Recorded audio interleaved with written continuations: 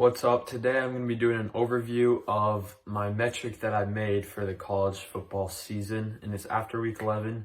And remember, these are metrics, not rankings, so this is all off stats and a weighted score, not any of my rankings. I'll actually be going over those soon, but let's get right into it. So number 25, we got Illinois. They're 6-3. They weren't ranked last week, but even after getting blown out at Indiana, I think they deserve 25. Like, they're still 6-3 in the Big Ten, which is starting to be better than the SEC, in my opinion. And then 24, we got Louisville. They're 7-2. They just came off a bad loss. They dropped 6 spots. So if I was ranking them, I'd probably drop them out. But 24, not too bad. 23 is Cincinnati. They weren't ranked last week, and they got blown out by Utah last week, but they're still in the hunt for the Big 12 championship. They're 7-2. I think they should be higher than 23, but it's not a bad ranking. 22, North Texas. I've been thinking North Texas has been playing really well. They should be higher. And they beat Navy last week. They have one of the best offenses in the FBS, and I think 22 is a good spot for them. And I think they should be the group of 5 team after Memphis lost. And I don't think Memphis should have been. They're kind of terrible. And then 21, we got Iowa. They're 6-3. The metric only had them drop 1 spot after the close loss to Oregon. And you'll see later on, Oregon's really high. I don't know why the metric favors them so much, but they're not that good. But yeah, Iowa, I think they deserve that 21 spot. At 20, we have Tennessee. I do not agree with this. I think they should be dropped out. They're 6-3, but they have some bad losses. They lost by a bunch to Alabama at home. At 19, we got Georgia Tech. They're 8-1. I don't know how I feel about this. On one hand, I think they should be lower. But on the other hand, I think they should be the highest ranked ACC team, which I'm pretty sure they are. And 18, I do not agree with this at all. We got South Florida, 7-2, not ranked last week, but they are this week. I don't think they're the best group of 5 team in the top 25. I think it should be the Mean Green North Texas. At 17, we got Oklahoma. They're 7-2. 17, I think, is a decent spot for them. At 16, we got the Vanderbilt Commodores. They had a bad loss last week, I think, and they're 6-2 right now. They dropped 1 spot just because the re-rankings of everything, and I think that's a pretty good spot. At 15, we got Michigan. They're 7-2. I don't know why the metric has them this high. They're up 4 spots from last week. I honestly don't know who they've played yet or how good they've played. I haven't really watched a single Michigan game as of years past. I've watched so many. 14, we got Miami. They're 7-2. I think they should be lower. They lost to Louisville, who's not a terrible team, but they're also 7-2 in the ACC, which is, in my opinion, the easiest Power 4 conference. At 13, we got Utah. They dropped 1 spot, but this is where they are in the rankings as of last week.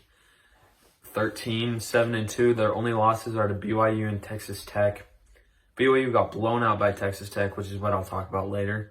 But I think 13, it might be a little overrated. 14, 15 is where I would put them, but not a terrible spot. They're also in contention for the Big 12. 12 is USC. I honestly did not expect them to be this high. The metric has them really high because of their offense and their strength of schedule, but they're 7-2, lost to Notre Dame. I think that's why it has them so high, because they're lost to Notre Dame. But they're down 2 spots from last week for some reason. And then we got BYU, 8-1 now, coming off a huge blowout loss to Texas Tech. But the key thing is it was at Texas Tech, and they only have 1 loss. They're still way big in contention. All they need to do is win out, and they may have a chance to be in the college football playoff. We'll see those college football playoff rankings this Tuesday, so I'm excited to see those. Top 10, we got number 10 is Texas, 7-2. They've actually been dominating as of the past 2 weeks. I think they had a bye this week, but last week, Arch Manning actually looked like a quarterback. They're up 3 spots. 9 is Ole Miss. I don't know why the metric isn't higher on Ole Miss. They're actually like one of the better teams, I think, in the SEC. Number 8, we got Georgia, and I mean, I'm kind of surprised how low they are at 8. I think they should be a little higher, but that's just from bias on brand. Like, Georgia's always good in the past. That's what's good about the metric, is it doesn't take into account brand. Number 7, we got Notre Dame Fighting Irish. They're 7-2. Notre Dame's a weird team. They haven't really played anyone outside of USC and in their first couple games when they lost. But metric has them high. For some reason, their strength of schedule and record is high, even though they have barely played anyone. I would put them around 9 or 10, not 7, but metric has them at 7. 6 is Texas Tech, 8-1. I think they should be higher after their blowout win against BYU. Granted, it was at home, but it was a pretty solid win. They looked dominant throughout the second half of that game. And they're up only 1 spot. I think they should be in the top 5, if not top 4. And rounding out the top 5, we got Texas A&M, 9-0 in the SEC.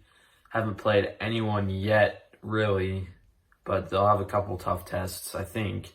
They're 5th right now. They stay where they are. Top 5 doesn't change that much this week. No one really lost in the top 5. Alabama is 4. They are up 2 spots, 8-1. Pretty sure they either had a bye or played some cupcake team.